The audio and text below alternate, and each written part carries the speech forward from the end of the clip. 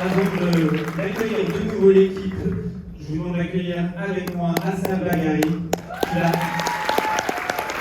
animé ce discours et les spécialistes du cinéma iranien. Et Eric, vous êtes là, et nous aussi, merci beaucoup. Merci beaucoup. Bonsoir tout le monde. Je suis ravie d'être là, honorée d'être avec l'équipe du film. Sans plus tarder, je vous demande, sous des tonnerres d'applaudissements, donc on va bien sûr accueillir le réalisateur, Eran Rekli, s'il vous plaît. Konchite Barani, Nina Karani, Farah Berani, Kataïn Hamadi, Isabella Nefar et Aïch Kondé, s'il vous plaît.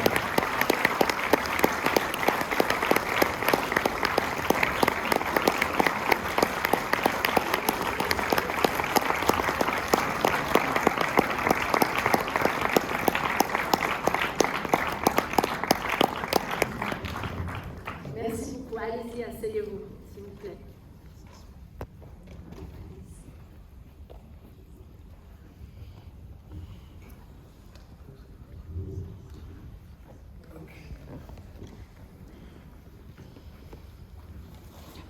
Alors, je vais me permettre de poser une question simple, assez basique, à chacun de nos invités. Et puis après, je vais vous laisser bien sûr la parole pour que vous puissiez discuter avec l'équipe de film, avoir la chance en fait d'avoir l'équipe de film avec nous après un film aussi engagé. C'est une vraie chance, donc je ne vais pas trop monopoliser la parole. Donc je vais commencer à poser ma question donc, à cher Eran. Merci beaucoup pour ce film. En tant qu'Iranienne et quelqu'un qui a vécu jusqu'à ses 20 ans en Iran, c'est un film qui nous touche personnellement. Je voulais savoir... Je suis iranien aussi. Maintenant, oui. J'aimerais savoir en fait d'où vient la jeunesse du film après toutes ces femmes que vous avez montrées, syriennes, palestiniennes. Est-ce que montrer les femmes iraniennes, ça coulait du sens pour vous?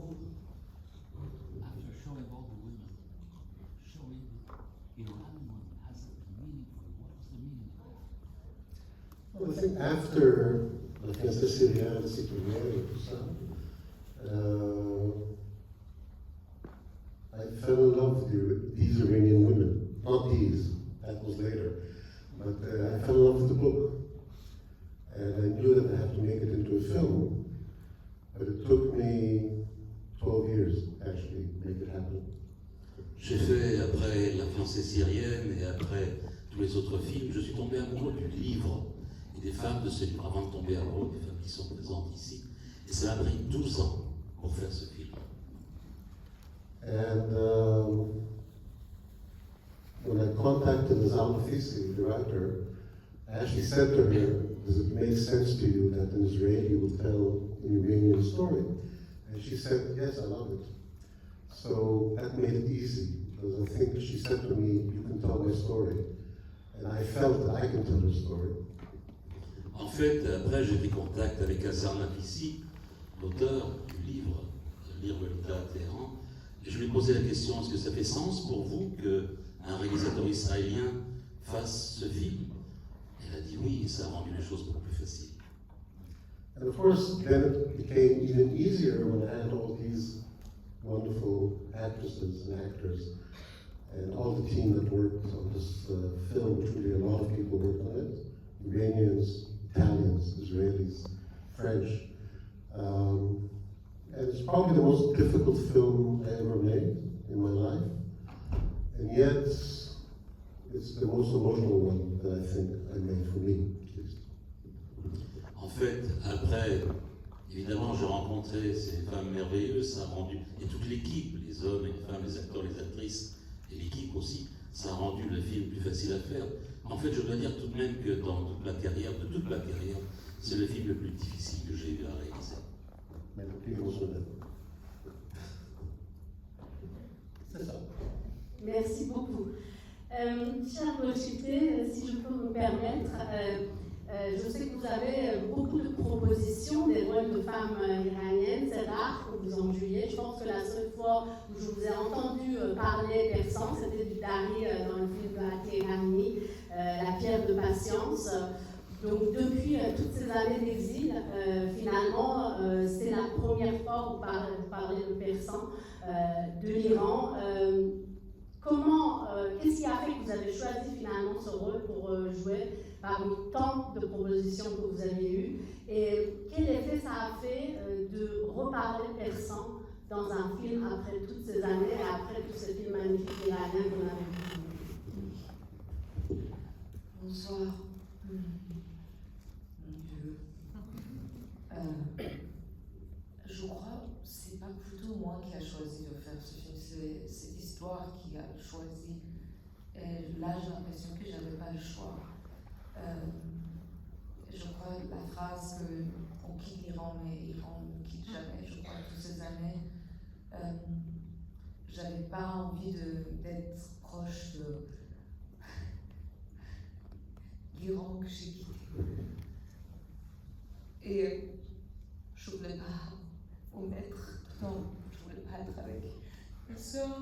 Vous, c'est une soirée très spéciale, très émotionnelle, parce qu'on est tout autour d'un exil avec un Iran qui nous a jamais quittés. Je crois que depuis l'Iran même, il a rentré en nous encore plus. Ça veut dire qu'on est plus iranienne que quand on était en Iran. Cet Iran, aujourd'hui, la nouvelle Hafsi, j'avais peur de toucher quelque chose que le quitter un jour, ça me fait trop mal. Et je ne voulais pas m'accrocher à ce faux-là. Et Aaron m'a poussé dedans, sans même je me souviens, avant le jour du tournage, j'avais peur de jouer avec Nina, j'avais peur de jouer avec Zach, j'avais peur de trouver mes sœurs, j'avais peur de parler farsi parce que ça me faisait trop mal. Et quand je me suis mise dedans, petit à petit, ça m'a guéri. En fait, je crois que c'était pas seulement cette histoire, mais c'était justement cette sororité, être ensemble. Parler en farsi, ça a pris par 1 heure et j'étais dans une rivière, on dirait qui m'attendait toutes ces années-là.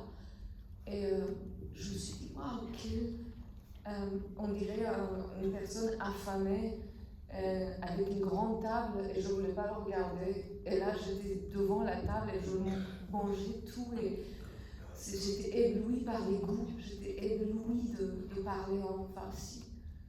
Et voilà, je remercie alors justement de me donner ce cadeau et de casser la peur que j'ai eue de rencontrer justement l'Iran que j'ai quitté dans cette façon tellement profonde et réaliser que wow, l'Iran est tellement en moi, dans mes veines, mon sang, avec toutes mes sœurs, avec Aaron qui était avec nous en Italie en mangeant de puntarelle, les verres qu'on prenait avec les filles. À Villa Medici, on a fêté le Nowruz il y a 2 ans, tous ensemble, on a fait la fête du feu, tous ensemble. Et c'est où l'Iran? C'est où l'Italie? C'est où le Moyen-Orient? Ils sont tous là, c'est nous l'Iran en fait. On est tous l'Iran. Ce soir, on est tous l'Iran. Voilà.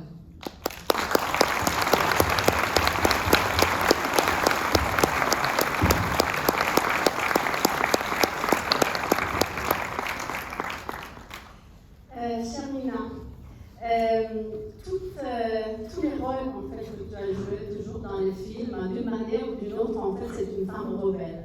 Il y a quelque chose, bon, je te connais un peu de plus près, donc, mais je vais te vous voyer, puisque je vous vois tout le monde ce soir. Comment ça se fait, en fait, que ce sont ces rôles-là qui viennent vers toi? Pourquoi toujours les femmes rebelles? Je sais pas, je pense que alors, toutes ces années qu'on a vécues en Iran, je pense qu'il n'y a pas. Alors, c'est vrai qu'il y a des choses qu'en tant qu'actrice, on peut être plus attirée. C'est vrai que moi, je pense que j'ai une tendance folle pour ces femmes rebelles, effectivement. Mais après, je pense que ça vient aussi le fait que pendant toutes ces années que j'étais en Iran et que je jouais en Iran et que je jouais avec le foulard, et pour moi ça a toujours été une torture. Et étrangement, j'ai jamais pu en fait normaliser la situation pour moi dans ma tête, et que j'ai toujours énormément souffert de cette situation de jouer par exemple des démons avec le foulard sur la scène, alors qu'il y a un Othello qui m'étouffait avec le foulard sur la scène. Donc tout ça pour moi c'était toujours voilà, ça me faisait torturer. Et après voilà, je quitte l'Iran, je viens en France, je me retrouve devant complètement un autre choc en fait, qui est choc, différence culturelle, différence de voilà, on s'est imaginé autre chose, on se retrouve dans complètement autre chose. Et en fait, quelque part, on est tout le temps dans une sorte de décalage avec la société dans laquelle on vit. Et que comme dit Golshifteh, il est où l'Iran, il est où l'Italie, que moi, jamais j'avoue que je me sentais toujours l'étrangère. À Téhéran, quand je marchais dans les rues de Téhéran, je me sens l'étrangère, je suis étrangère en France. Et donc, on appartient quelque part à nulle part en fait. On appartient à vraiment nulle part. Et ce qu'il dit Golshifteh, il y a quelque chose qui fait que voilà, je le sens ça, j'ai toujours senti ça, et puis ça me donne une colère en même temps, ça me donne une rage, ça me donne parce que je me sens pas voilà, toujours en décalage avec la société, et ça c'est quelque chose que j'ai envie toujours l'exprimer. Je sais pas comment, je sais pas par quel rôle, mais j'ai besoin d'être celle qui se révolte, je pense toujours. Voilà, ça me calme, c'est quand même à travers les rôles au moins qu'on peut je veux dire, heureusement que l'art existe, heureusement que le théâtre, le cinéma existe, parce que voilà, on peut s'exprimer tout ce qu'on vit, tout ce qu'on a vécu, l'exil qu'on a porté toutes ces années. Voilà, il n'y avait pas quelque chose de plus merveilleux de partager ça avec Golshifteh, Zar, toutes ces filles qui sont là, elles ne sont pas là toutes. C'était la première fois qu'on a partagé ça ensemble, après toutes ces années qu'on se connaissait. Et c'est très très émouvant, très très émouvant, et je remercie Eren pour ça.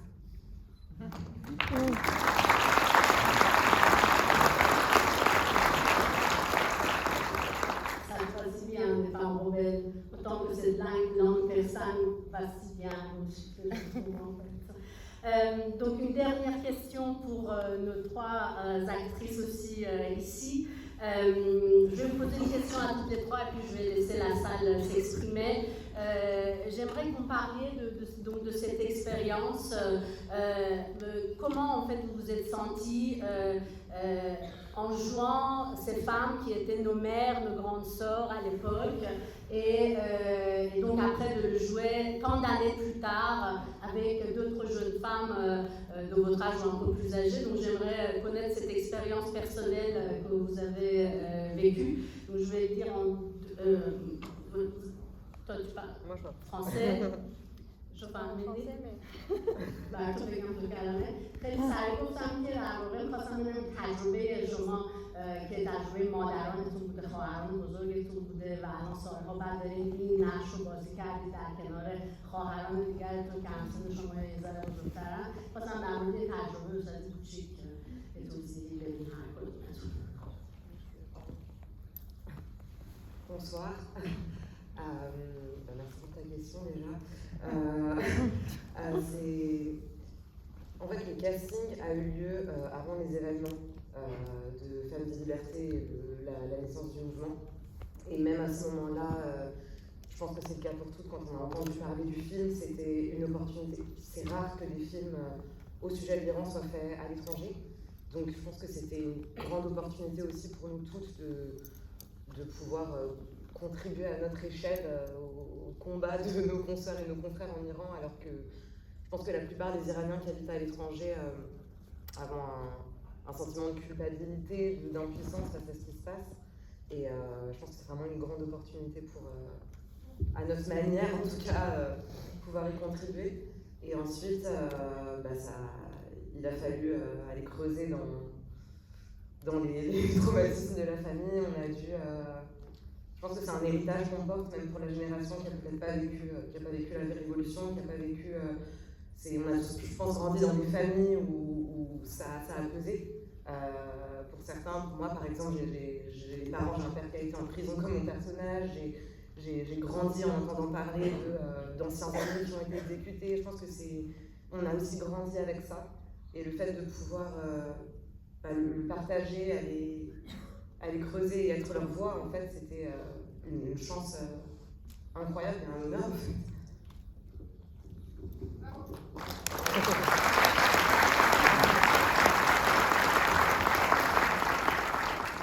Bonsoir, merci pour votre question, mais je m'excuse, je vais répondre en anglais parce que le français me stresse.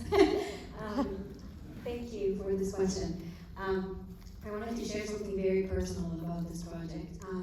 For me, my character, because she was a religious, conservative woman, I had a lot of difficulty in the beginning to connect with her because we were coming from the movement and there was this, for me, there was a lot of rage towards this religion. En fait, je dois dire une chose, ça a été difficile pour moi de jouer ce rôle de femme religieuse, dévote, parce qu'il y avait beaucoup de rage en moi. Et nous luttions effectivement contre tout ce mouvement. But I believe that getting to know Mahshi and trying to understand her actually was a cathartic experience for me. Because I was able to reconcile with this woman, with her beliefs, and understand that she was also a victim of this propaganda, of this regime. And she was... En fait, de pouvoir jouer, de pouvoir arriver à comprendre ce personnage, cette femme, c'était une sorte de catharsis, parce qu'elle aussi, elle a été trompée, elle a été flouée par ce régime. She was an intellectual woman, she was educated, she had her own beliefs, never pushed it on anybody else. So, in the end, it was a moment of reconciliation for me to understand that religion is completely different from the propaganda that we are exposed to. Et en fait, j'ai fini par comprendre sa position, elle qui s'est éloignée de la religion. La différence, effectivement, comme il est dit dans le film, entre l'État et la foi. Et j'ai fini par comprendre qui elle était, ce qu'elle avait ressenti. And my mother was in the audience today. I called her to help me understand this woman, and she guided me through her own friends because they were the people of that generation. And, en fait, ma maman est dans la salle aujourd'hui, et pour tourner ce film, pour jouer dans ce film, je l'ai appelée pour qu'elle m'aide, elle et ses amis, à comprendre le personnage et m'aider à le jouer. So Mahshi is a real person. It is a combination of a few of my mother's friends, and I'm really happy that I got to live through their experience. Et le personnage que je joue est quelqu'un de réel, c'est un mélange de quelqu'un qui vit, qui a vécu, et les souvenirs de ma mère et de ses amis.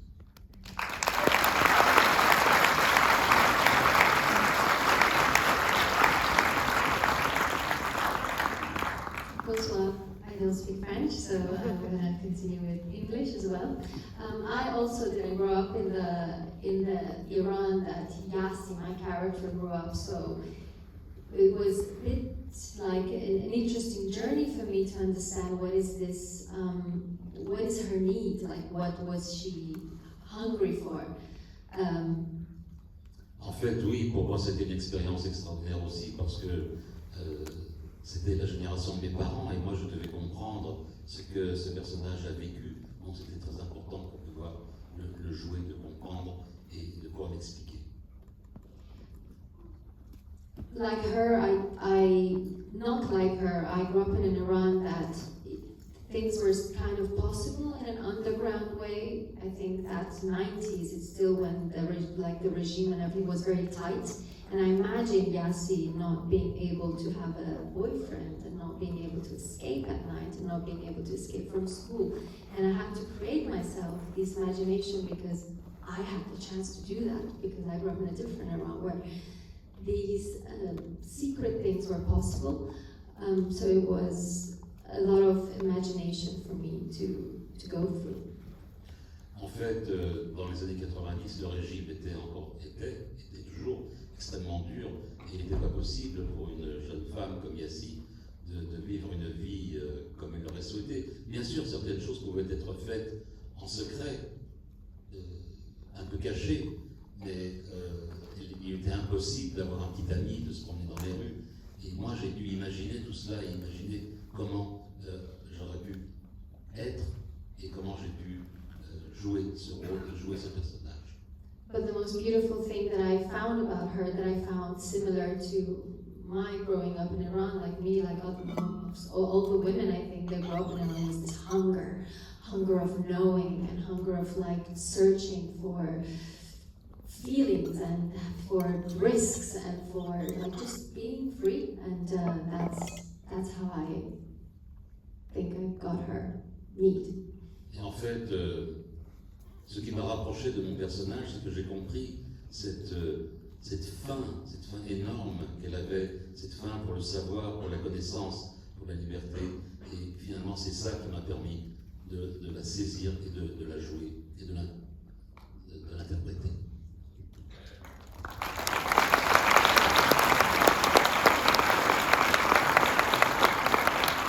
Il y a des micros qui circulent, donc c'est à vous. On va vous écouter, vos questions.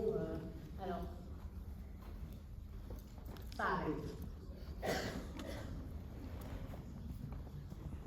Merci bien.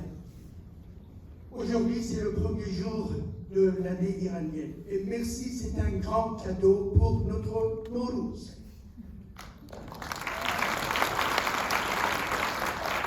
Et je voudrais donner mon sentiment rapidement. Quand on écoute, quand on regarde le film, la première partie, Madame Hamadi est devant un agent du régime et le régime annonce que votre cerveau est corrompu.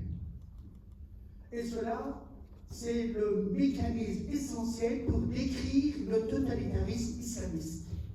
Et cela aboutit à une situation tragique, un malaise existentiel, et donc la souffrance des femmes dans la situation iranienne, et donc le désir pour garder, toujours rester dans la liberté, mais également en Iran aussi, qui est femme puis liberté. Alors donc, je voudrais juste vous demander, Madame Hamadi et Golshikri, est-ce que je me trompe si vous êtes toujours dans le désir de cette liberté, mais que le phénomène principal qui nous opprime tous, c'est le mécanisme totalitarisme qui existe en Iran à partir de ce qui a été annoncé que le cerveau des Iraniens est un cerveau corrompu. C'est annoncé par le totalitarisme.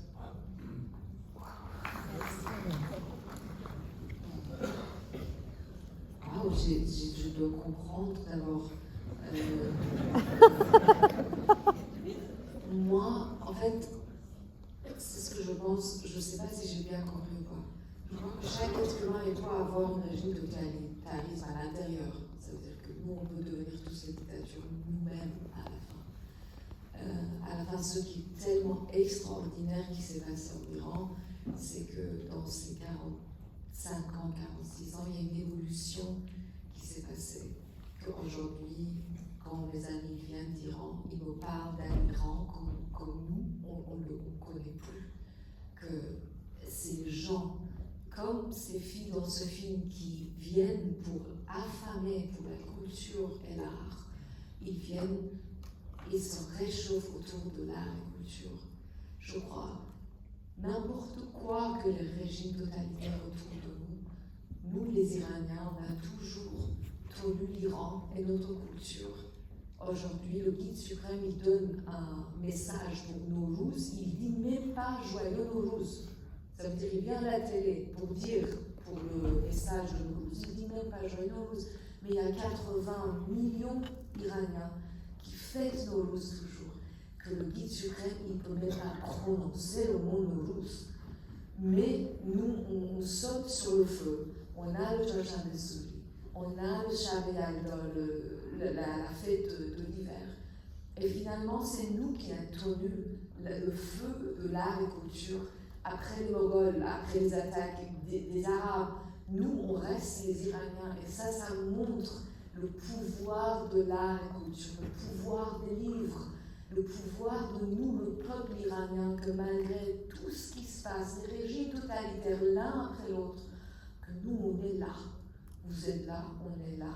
Nous, une partie en dehors d'Iran et une grande partie à l'intérieur d'Iran qui tient les racines de ce battement de cœur du peuple iranien qui se bat là aujourd'hui en Iran, dans tout ce qui est interdit, qui est fait aujourd'hui en Iran, les concerts, les exhibitions, c'est ça l'Iran. C'est un feu que n'importe quel régime totalitaire, il ne peut pas l'éteindre.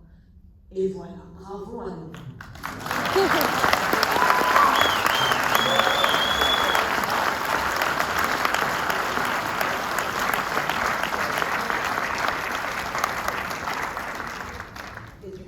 Bien compris votre question qui voulait bien dire que le régime veut faire croire que le cerveau des Iraniens est corrompu, c'est bien ça. Je pense que ça a été, enfin pas je pense, je sais en fait que ça a été un des principaux points de la propagande du régime dans les débuts. Donc de faire croire aux Iraniens que les États-Unis c'était le diable, que tout ce qui était américain, occidental, c'était le diable quoi. Et d'ailleurs, ça me fait penser à un passage du roman où Ozal raconte qu'elle a vu des voisins à elle se faire arrêter parce qu'ils fumaient des Winston et que du coup, une simple cigarette de marque américaine était en fait une incitation à la décadence occidentale. Et en fait, maintenant, avec la naissance des réseaux sociaux et l'ouverture en fait, des Iraniens sur l'Europe, sur l'Amérique, sur le monde, maintenant, je pense que ça ne marche plus en fait. Ça ne tient plus parce que les Iraniens le voient, les Iraniens le savent, c'est plus comme avant, ils sont au courant de ce qui se passe et je pense que c'est ça qui fait que maintenant ils sont arrivés à un niveau d'intolérance face au régime et à l'oppression et qu'on espère que c'est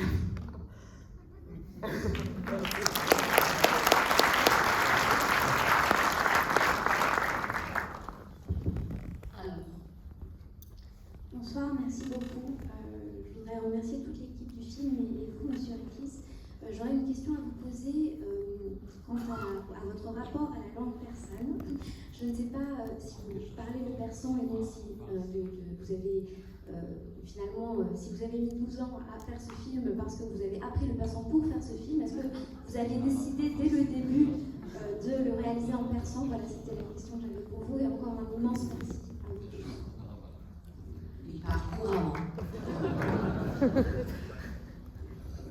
If I understood, language is like music for me. So when I heard Farsi, I could see if it's out of tune or not. I just listen to the music. Vous savez, les langages, pour moi, les langues sont comme de la musique. Et donc, quand j'écoute les gens parler farsi, eh bien, si ça sonne juste, alors c'est bon. And I speak Farsi, I cannot admit it because they will know that I understand everything. That's a kind of big secret between us. Mais bon, je vous livre quand même un secret, je ne parle pas le farsi. Je parle farsi. Merci.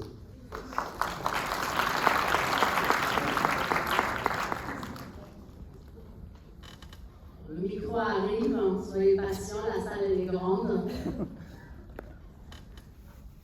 Merci, je vais poser ma question en anglais parce que c'est... Vous pouvez parler un peu plus fort, s'il vous plaît. Oui, je vais poser ma question en anglais parce que c'est cohérent. I want to ask you the question, the importance of the book and the visibility you give to this important story of the Iranian woman is on the side for me. And the importance of this story today in the Western world we live, and the freedom is taken for granted.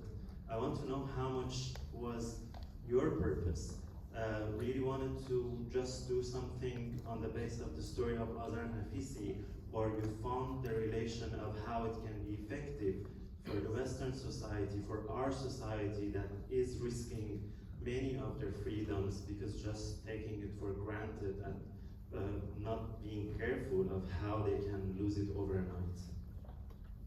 Est-ce que, une question pour vous, Monsieur Rekis, est-ce que vous avez choisi de faire un film sur la base simplement de ce livre, ou est-ce que vous aviez un propos qui allait un petit peu plus loin et de dire que, en fait, pour nous tous, nous prenons la liberté comme étant une chose acquise et que nous voyons dans la société d'aujourd'hui que ce n'est pas le cas? No, I don't even look at East and West. I look at the world. And I look at humans, people everywhere. And I think this story, even though it's very specific about women in Iran during the 80s and 90s, but no, it's about women and men everywhere. En fait, je ne regarde pas l'Occident, l'Orient. Cette histoire ne touche pas simplement les femmes iraniennes, mais ça touche les femmes dans le monde entier. C'est quelque chose d'actuel. I think for me it's a mirror for everybody to look at and to accept that we have a long way to go. Because I will quote Roshit from Rome, actually, from the festival. She said the sentence that now I'm repeating all the time. We are brothers and sisters. We can come from Israel, from Iran, from everywhere. We're Israelis and we're Palestinians and there are so many people and we have so many issues. But finally, we're brothers and sisters and that's how we have to treat it. Otherwise, we're going nowhere. And I really feel very deeply that somebody, I'm just a filmmaker, but somebody has to get up and make an end to everything that's going on today because it's just madness, it's craziness, people are dying like this, for what? So, I guess I made this film for that, to really serve as a small, maybe a big wake-up call for people to understand that we cannot go on like this.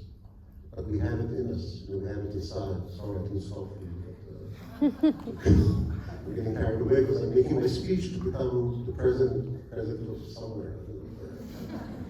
En fait, je voudrais reprendre un peu ce que disait Claude Shifté, ce qu'elle a dit aussi, ce qu'elle dit depuis que nous avons tourné ce film à Rome.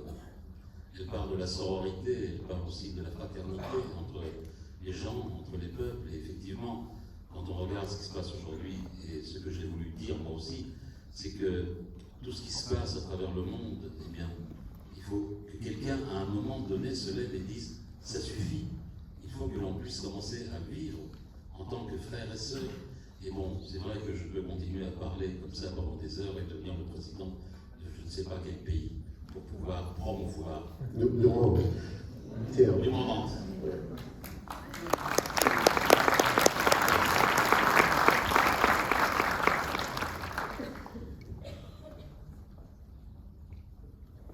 Le micro arrive.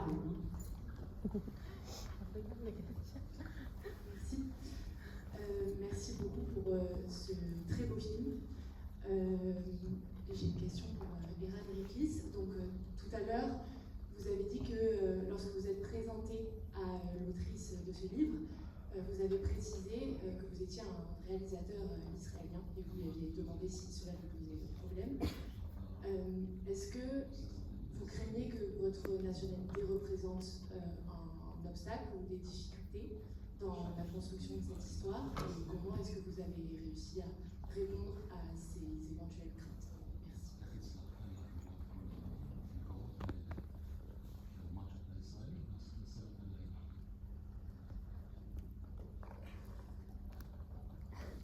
I don't know.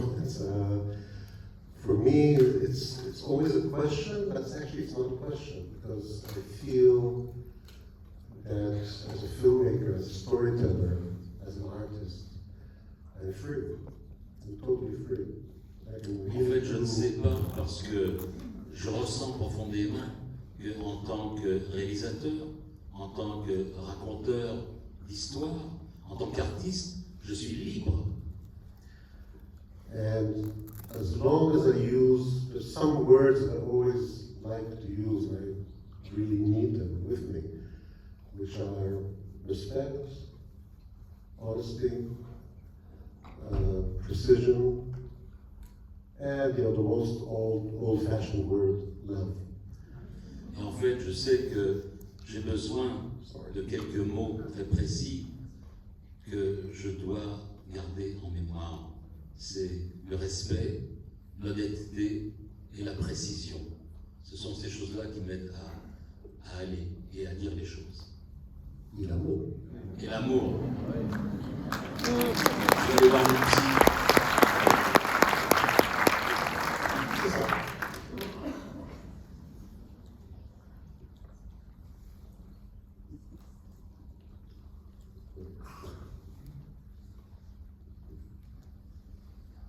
Bonsoir.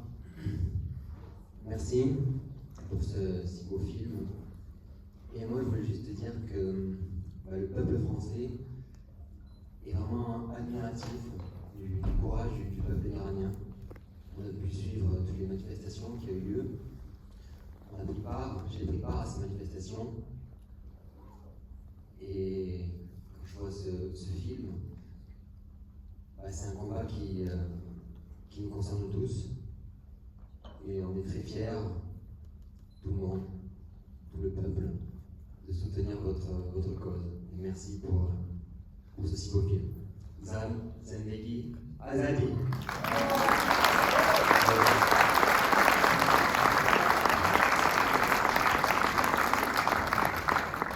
Merci pour votre commentaire. Merci beaucoup. Ça nous touche, je pense, toutes et tous ici, en tout cas. Merci beaucoup. Merci beaucoup. Je rejoins effectivement ce qui a été dit.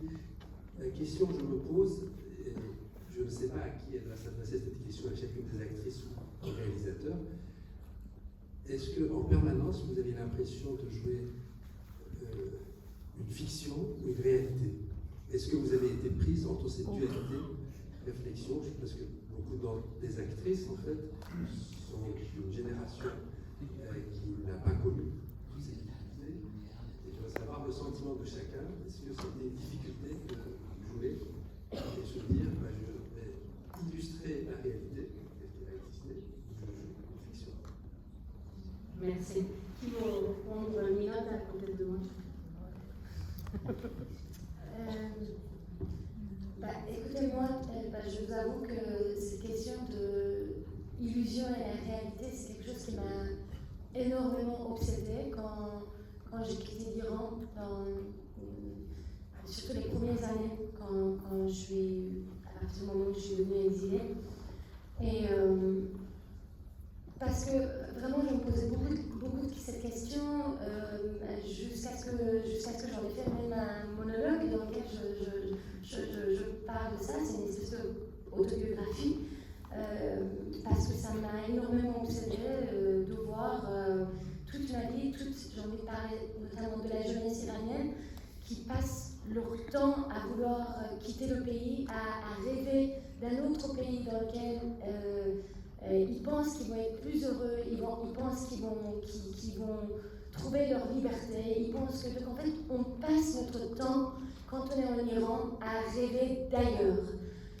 Et après on quitte notre pays, on se retrouve dans cet ailleurs, et en fait on n'arrête pas de penser à l'Iran. Donc on n'est jamais dans l'endroit où on est. Donc ça c'est quelque chose qui vraiment, même jusqu'aujourd'hui, ça m'a énormément obsédée. C'est une question sur laquelle j'ai envie de vraiment encore et encore travailler, écrire, jouer, parce que finalement, qu'est-ce que je peux vous dire lorsque notre vie est déjà dans une espèce de schizophrénie? On est là, mais on est ailleurs, après on est là ailleurs, on est là-bas. Et donc avec notre art aussi, on devient comme ça. Tout est mélangé, en fait.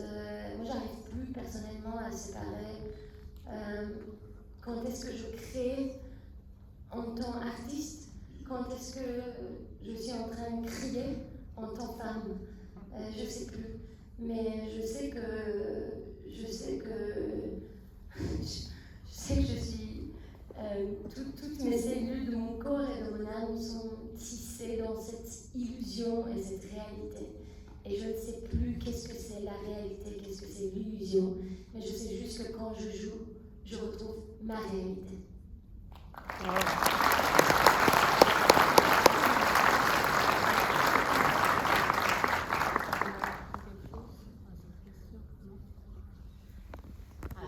question suivante. Bonsoir tout le monde et Monsieur Riklis, merci beaucoup pour ce film, très puissant. J'ai une question pour vous.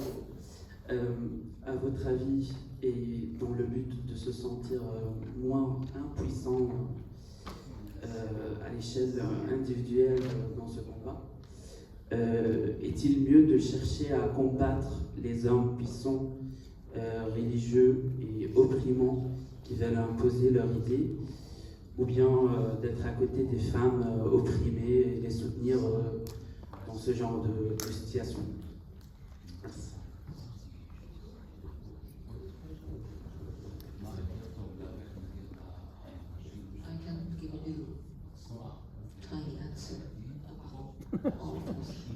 Une autre langue ici aussi, hein, le multilinguisme, c'est extraordinaire. La lèvre aussi. Moi, je pense que cette question, c'est comme pour battre avec l'obscurité. Est-ce qu'on se bat avec l'obscurité ou on allume une bougie? Je crois, pour battre avec l'obscurité, on allume une bougie. C'est les deux, et ni l'un ni l'autre. En fait, on ne peut pas se battre avec l'obscurité. Il faut juste allumer la lumière et l'obscurité, le noir et tard.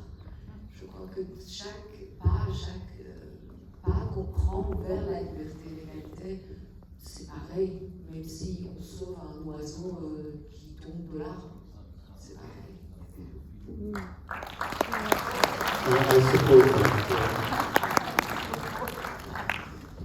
Ma mère, elle a une question.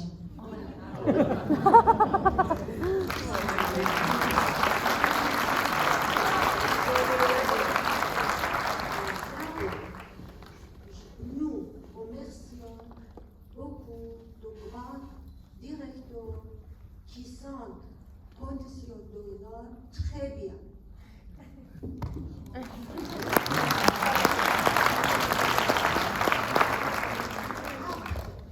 Je voulais demander pourquoi les familles de Azar Nafisi n'est pas, ils ont quitté l'Iran, ils n'est pas resté comme plus d'Iraniens dans les Irans.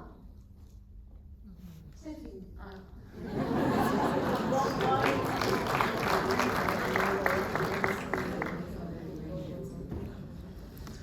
I think that's the biggest question people have. You know, do I stay and I keep fighting, or do I leave and I fight somewhere else? I think there's no answer, because in the end, I'll tell you something else. You know, I called Azar Nafisi, I think every 2-3 weeks, before the shooting, during the shooting, and after the shooting, to ask her, tell me, how did a woman like you come back to Iran in 1979? How come? Doesn't make sense to me. I need to understand. And she said 3 things. 1, it's my country. 2, it's my family. And 3, and this is all, I think, the answer maybe to what you're asking. 3, we thought that, you know, this whole Islamic revolution will not last. It will go away. It will change. And it took her 17, 18 years to understand that it's not going anywhere. We saw it in the film. It's all. And I think it's a very critical moment, because I think wherever you live, maybe not in France, I don't know, I think wherever you live in this world, in countries where there's a conflict that has been going on for so long, it's one of the biggest questions you have. You know, what am I doing here? Should I leave and go somewhere else? Should I forget about this? Or should I go and remember and fight, like I say, from outside, or you stay. I think at the end, there's no real answer to that. It's, I don't know. I really don't know. Écoutez, c'est une question. C'est une question qui est extrêmement importante. Est-ce que je dois lutter ici sur place, ou est-ce que je dois quitter le pays et lutter de l'extérieur? Vous savez, j'étais en contact et j'appelais Azar Nafissi 2 ou 3 fois par semaine avant le tournage. Par mois. Avant, pendant et après le tournage. Et la question que je lui ai posée, mais en fait, vous êtes une femme intelligente, vous êtes une femme éduquée. Qu'est-ce qui a fait que vous êtes retournée en Iran en 1979? Ça n'a pas de sens, ce que vous avez fait. Elle a répondu, il y a eu 3 raisons. D'abord parce que l'Iran, c'est mon pays. Ensuite, parce que c'est ma famille. Et ensuite, je pensais que ce régime ne resterait pas longtemps. Mais il a duré, elle est restée en Iran pendant 17-18 ans. Et le régime n'est pas parti, c'est elle qui est partie. Et donc, c'était un instant critique aussi. Et alors, que faire? Lutter encore une fois de l'intérieur, lutter de l'extérieur? C'est une question qu'il faudrait lui poser à elle. Je vais juste ajouter quelque chose, c'est qu'il y a des graines sur un champ. Il y a quelques graines qui prennent le vent et ils partent. Ils sont obligés. Et il y a des graines qui restent. Il y a toujours quelque part quelqu'un qui vient et dit ceux qui partent, ils sont mauvais, ils sont pas bien. Et nous, on reste, on est bien. Ou à l'envers, il dit ceux qui restent, ils sont les trahisons, ils sont mauvais. Mais à la fin, on est tous les graines du même champ. On est tous de même racine, même si on regarde dans le monde, comme je dis, on est des frères et sœurs. On est des frères et sœurs, les frontières sont juste n'importe quoi. Je crois que toutes ces questions de qui part et les jugements de qui part, qui reste, c'est les jugements des gens qui sont contre justement l'unité et la liberté et l'égalité. À la fin, on se bat à l'intérieur comme à l'extérieur, peu importe, tant qu'on se bat pour les valeurs humaines, pour la dignité de l'humanité et la liberté. Et moi, spécialement pour ceux qui ne savent pas, il y a beaucoup de discussions sur les Iraniens, nous et eux. Il y a toujours cette séparation, mais tout ça, ça vient de propagande de régime. Il y a des fois, cette propagande crée des vagues où les autres, ils les prennent et ils le surfent. Mais à la fin, spécialement avec cette révolution, on a réalisé qu'on est tous qu'un. J'espère que dans le monde entier, on réalise qu'on est tous qu'un, finalement. Et pas attendre un météorite ou un virus encore comme Covid qui vienne et nous apprend que le virus ne choisit pas de tuer nous les Iraniens là-bas ou nous les Iraniens ici.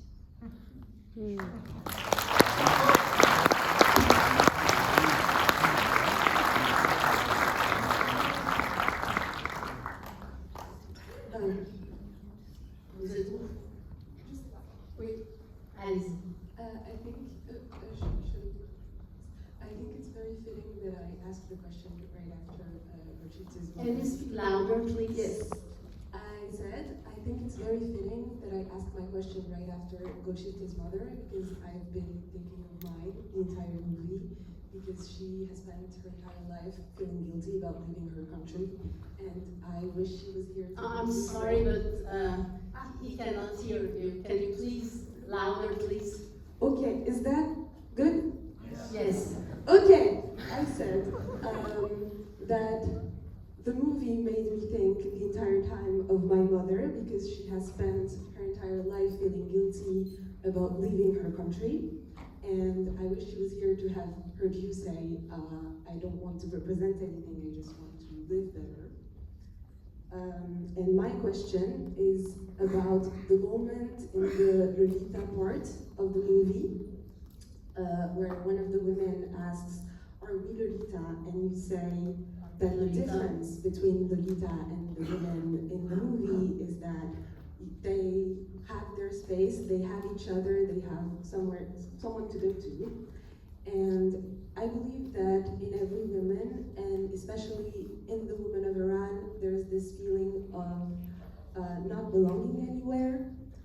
except maybe with each other. And I wanted to ask if making the movie was a way to mirror that feeling that there is in most women, and if it tries to solve that question, do women belong somewhere? And if it does, how does it try to solve that question? Can you please, in 4 or 5 words, tell us your question, because we have some problems here. In 5 words, please. Women in Iran don't belong in Iran, caricature. Women in Iran don't belong in Iran, okay? And because they are Iranian and that is their country, they don't belong anywhere else. They don't belong anywhere else. Okay. Is the movie trying to solve the question of do women belong somewhere, except maybe with each other? Okay, thank you very much, thank you. Alors, si j'ai bien compris, plutôt si j'ai bien entendu, pas compris, si j'ai bien entendu la question, voilà. À un moment dans le film, dans le groupe qui se réunit chez Azar Nafissi, une des femmes dit « Est-ce que nous sommes Lolita ?» Et en fait, ma question c'est, ce film semble dire que les femmes n'ont aucune place en Iran. Mais la question que je voudrais poser, les femmes ont-elles une place quelque part dans le monde?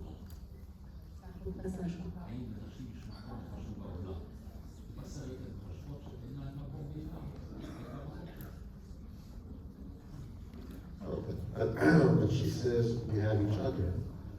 I think that's the most important saying, that maybe we're alone, but we have each other.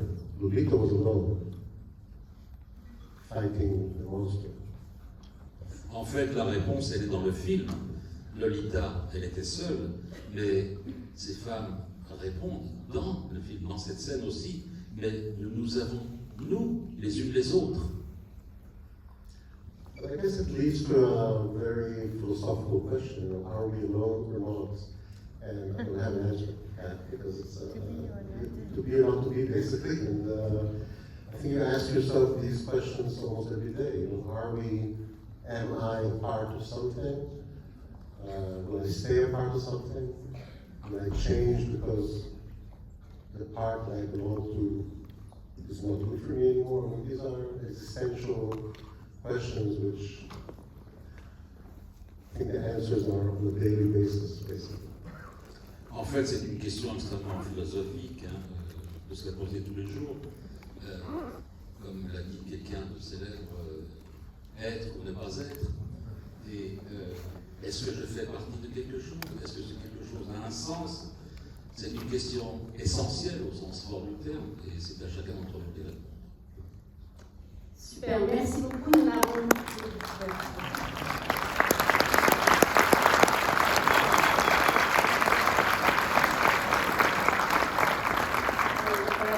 avons plus le temps, donc nous devons clore cette séance. Je vous remercie beaucoup d'être restés avec l'équipe du film. Je vais vous demander, avant de partir, d'abord d'applaudir très fort le distributeur du film. Merci beaucoup.